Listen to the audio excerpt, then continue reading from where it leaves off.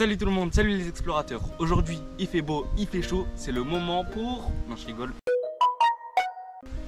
Vous montrer ce qu'il y a dans ce sac que j'ai pris lors de ma première expédition VNXP. C'est la première partie et au total il y en aura 3. Un sur le mental, un sur le physique et un sur du coup la préparation, le matos, etc.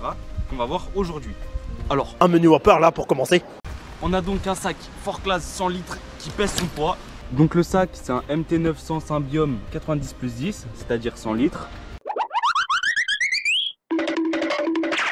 On a aussi les rames ET8, la veste et le tronc d'arbre que je portais sur moi, sur mon dos. C'était exactement le même. Ici on a le bateau KK55 Caravelle pour ceux qui veulent la marque. Il a fait plus de 100 km, il a tenu, aucun dégât.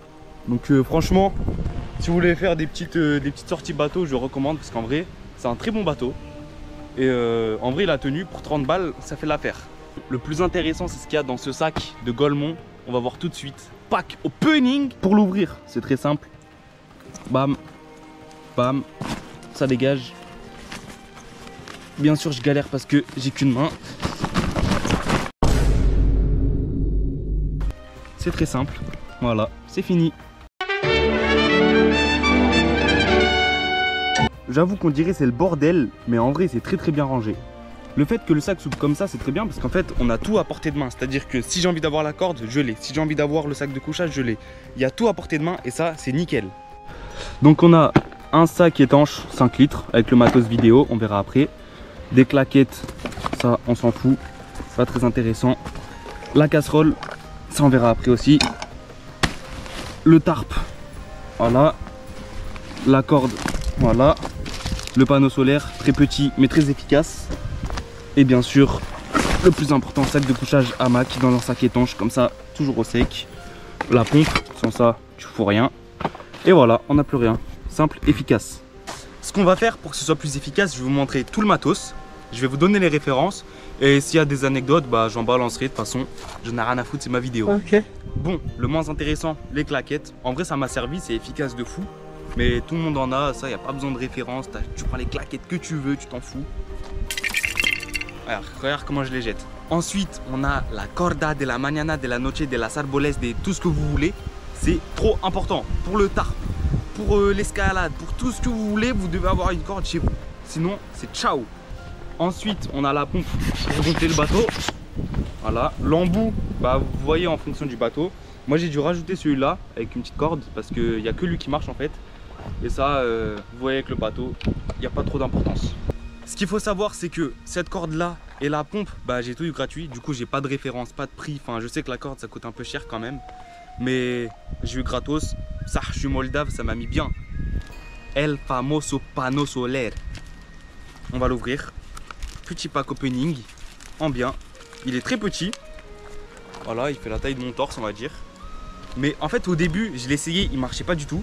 J'avais trop le seum parce que je me suis dit la galère pour les batteries. Et en fait, faut qu'il charge au soleil et faut qu'il reste au soleil pendant qu'il charge. C'est-à-dire que si tu veux le mettre à charger, il faut qu'il soit au soleil. Sinon, ça marche pas.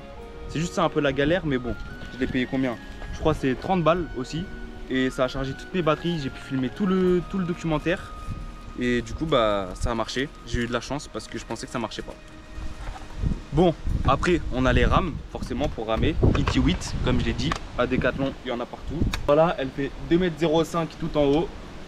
Ça me donne déjà envie de ramer, j'ai trop hâte de refaire la VNXP là. Que de bons souvenirs en fait.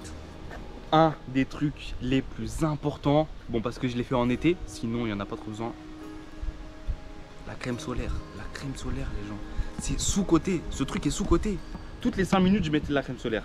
Ma peau elle brûlait tellement, j'étais obligé en plus avec l'eau, du coup ça reflétait les rayons solaires. Ça venait tout sur moi, ça sous-côté. Voilà, on m'appelle crème solaire man moi ici. Crème solaire man, c'est moi. Ensuite j'avais des sangles, donc pour étrangler les animaux que j'attrapais tout simplement. Non ça je rigolais, me boycottez pas. C'était juste pour attacher le sac, tout ça sur le bateau. J'utilisais des sangles comme ça. Je sais même pas où je les ai trouvées mais carré. Ensuite, on a une bâche que j'ai achetée sur Amazon, je crois que c'était 20 €. Moi, je conseille 3 x 3 mètres. Franchement, c'est le meilleur. C'est assez grand, tu peux mettre ton hamac tranquille, tu peux dormir tranquille, tu peux te branler tranquille, tu peux tout faire tranquille. Que demander de plus, en fait? Tout à l'heure, on a parlé d'escalade. Qui dit escalade, dit mousqueton. 2 mousquetons autobloquants, bien sûr. Sinon, bah, pour l'escalade, ça marche pas, voilà. Tu l'ouvres, bam, tu le fermes. Il s'ouvre pas, logique, simple, efficace. Ça coûte 15 € les deux, un truc comme ça. Et en vrai, c'est efficace de fou.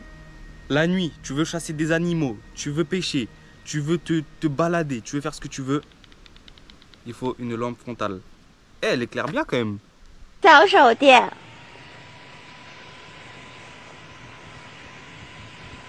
Voilà, une lampe frontale. Toujours chargée avec le panneau solaire. Il y a le câble juste ici. Enfin, il y en a sans câble, il y en a avec câble, je connais pas trop. Fort classe. 30 € à Decathlon, pareil, simple, efficace. Je crois que c'est 500 lumens ou 300 lumens, je connais pas trop. En tout cas, très bon achat. Je pense que tous les explorateurs, les aventuriers, tout le monde vous diront que niveau matériel, le plus important, c'est un couteau. Avec, tu peux tout faire. Avec ce couteau-là, bah, j'ai fait le feu, j'ai fait l'eau, tout ce qui est cordage, etc. Bah, tu vas utiliser un couteau. Et du coup, le couteau, c'est vraiment très important. Lui, c'est un Soloniac. Il est vraiment bien, je l'ai depuis un an et demi déjà. Et je l'ai jamais changé. Juste, bien sûr, faut penser à l'aiguiser. On achète un aiguisoir. On achète un aiguisoir. Bah d'accord. T'as compris. C'est déjà bien. Je refais. T'achètes un aiguisoir et t'aiguises ton couteau et voilà. Ce qui est drôle, c'est qu'au montage, vous voyez pas, mais je dois faire des allers-retours comme ça, juste pour chercher le matos, juste pour vous. Hein. Alors, abonnez-vous quand même. Pensez à vous abonner. Abonne-toi, je t'ai dit. Merci. Du coup, juste pour vous faire chier, j'ai laissé ce moment où je dois me barrer, je dois revenir parce que vous allez le vivre avec moi ce moment. On continue. Briquet, fire steel, toujours sur moi. Bien sûr, j'ai fait le feu au fire steel. Moi, j'aime bien me compliquer la vie. Franchement, j'adore me compliquer la vie. Donc ça, c'est vraiment en cas de s'il pleut de fou, s'il y a quelque chose de fou, bah, j'utilise des briquets. Mais si je vois que je peux faire au fire steel, je fais au fire steel. C'est simple. J'ai vraiment, je pense, au moins 5 couteaux sur moi. Donc forcément, encore un couteau de pêche pour les poissons, pour la graille, etc. Voilà, Bako. Bon, je crois que c'est à l'envers la cam, mais voilà. Je vous le dis, c'est Bako. Forcément, pour manger, tu as besoin des ustensiles. Couteau, bon, couteau de Golemont un peu, mais voilà. Des petites cuillères, bam, tu manges. Une grosse cuillère, bam, tu manges. Franchement, ça me rappelle des bons souvenirs. Hein. Ça m'avait bien aidé pour la graille là. Quand j'avais bien cassé la boîte de conserve. Je m'en rappelle très très bien de ce moment. On va ouvrir ça pour l'instant. Par contre, c'est...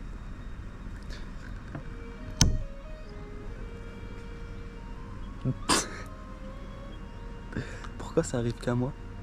Et avec moi, j'ai toujours un fil de pêche. Donc là, il doit faire peut-être 20 mètres. Peut-être un peu plus quand même, 30 mètres. Et avec, tu peux faire des fils de pêche, des cannes à pêche forcément. Et tu pêches. T'as pas besoin de, en fait, t'as pas besoin de ramener une canne à pêche avec toi. C'est du poids en moins. T'as juste besoin d'un filet. Savoir faire une canne, c'est pas compliqué. Et voilà. Hein. Je crois qu'il y a aussi un truc qu'on voit pas à la vidéo. Mais c'est qu'en fait, tout le matos, je le jette là-bas, là, par terre. Ça veut dire qu'après, je dois tout ranger. Et force à moi les refs. Bon, on revient. Encore un couteau. Bam, bam, bam. Coup de coude. Bam.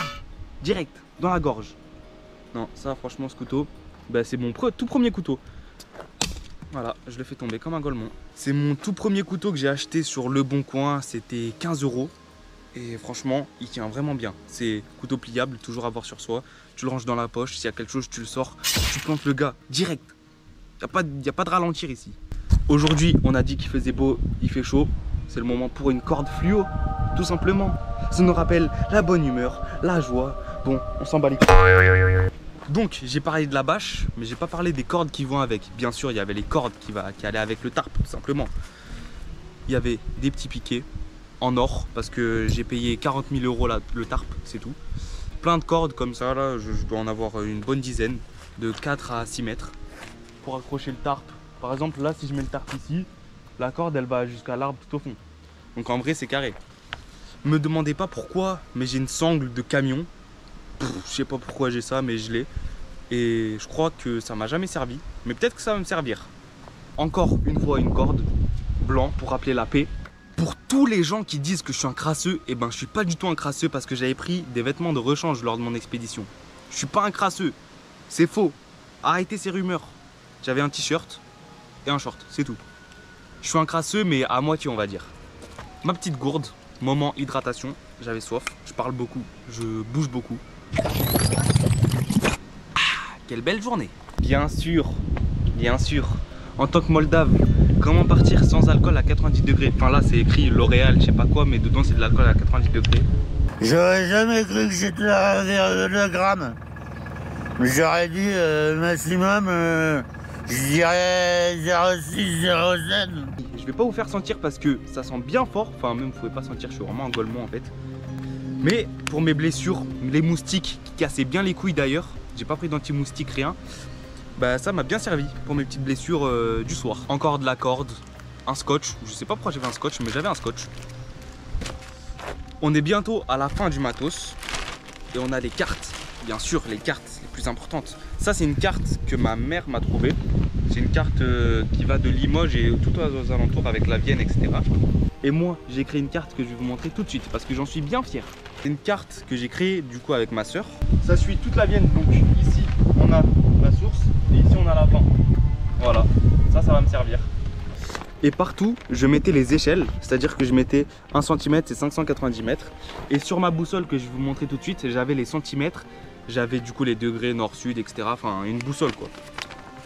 Pour ranger, c'est toujours la même galère, faut être 15. Là, je suis vraiment en train de déchirer la carte. Ben, le vent, arrête. Voilà, c'est rangé, c'est plié, voilà. Et voilà, la petite casserole, le truc pour tenir, ça c'est à part. Avec, j'ai fait mes nouilles chinoises, c'était très très bon. Petite anecdote avec la casserole, le premier jour, j'avais marché du coup 42 km, donc ça fait presque un marathon, enfin ça fait un marathon du coup. Avec ce sac qui pèse 25 kg hors taxe et 28 kg avec taxe, franchement ça fait un peu beaucoup. 12 heures sans m'arrêter, j'avais pas mangé, j'avais presque pas bu, j'étais en déshydratation. Sauf à un moment où j'ai trouvé un bidon qui m'a mis très très bien.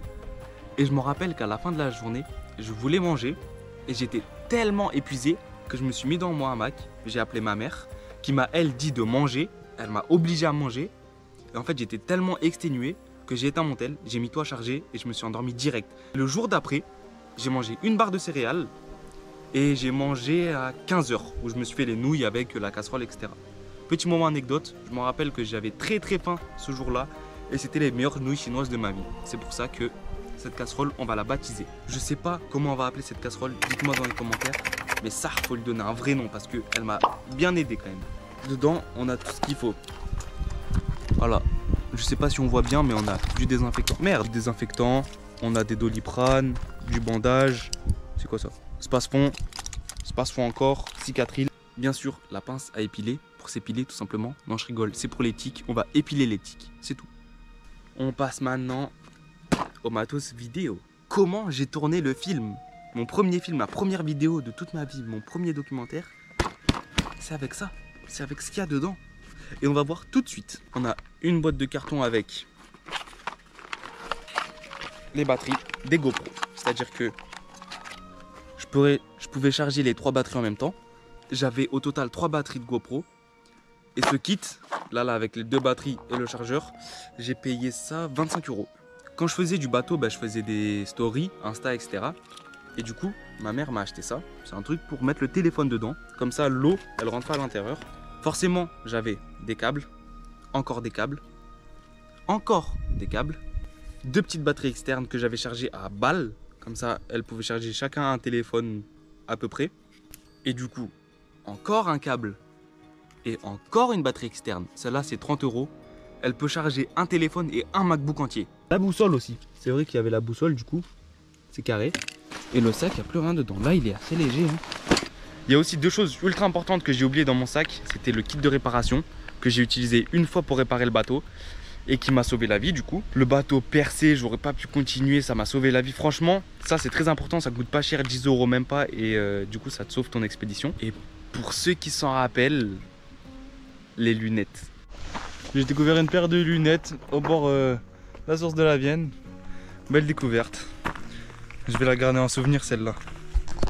Les lunettes porte-bonheur. Enfin porte-bonheur. J'ai raté l'expédition. Force à WAM. Elles ont un peu de vécu les lunettes. Elles sont un peu cassées forcément. Elles ont fait l'expédition de la Vienne. Mais là je pense bleu. Et puis voilà, niveau matos, si vous avez des questions, bien sûr, j'y réponds en commentaire. Et on se retrouve samedi, la semaine prochaine, à 17 h pour la partie 2 de cette série. Au total, il y aura 3 épisodes, comme je l'ai dit. Et sur ce, portez-vous bien. Tchuss!